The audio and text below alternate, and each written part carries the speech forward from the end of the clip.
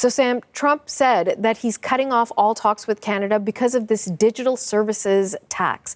What can you tell us about how it impacts American companies and why the president is so upset about it? Well, this tax will hit the big companies. We're talking Amazon, Google, Meta, Uber, and Airbnb with a 3% levy on revenue from Canadian users. And this will apply retroactively, so back to 2022, I believe. So that leaves U.S. companies with about a $2 billion USD bill due at the end of June.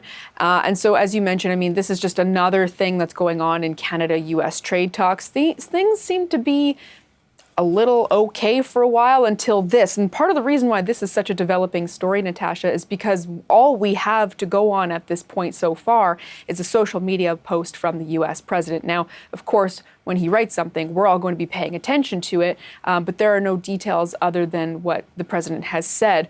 And this affects, again, all those big U.S. tech companies. We do have a statement, from the Computer and Communications Industry Association today, and it called on the U.S. trade representative to open an investigation into this. And I just want to read a little bit of it to you.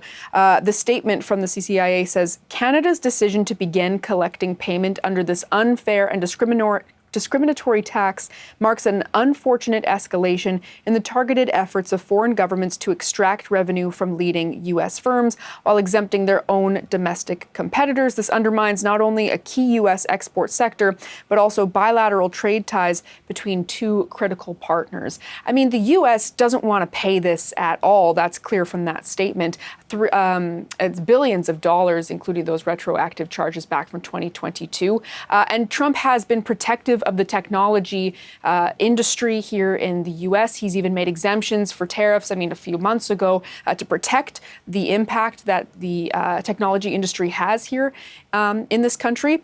I have to tell you, though, we saw that post from the U.S. president. Within the past hour, he has also posted about Supreme Court decisions, his big, beautiful bill, which is essentially an income tax cut that they're trying to pass by July 4th. So in the scheme of the United States and here in Washington, this Canada trade comment is kind of not really the main focus. Obviously, it is in Canada, but there's a lot going on otherwise here in Washington. We are, of course, waiting to hear from the U.S. president, and hopefully we'll get more clarity about why now these comments are coming from him. Absolutely. We'll continue to monitor for any comments. CBC's Sam Samson in Washington.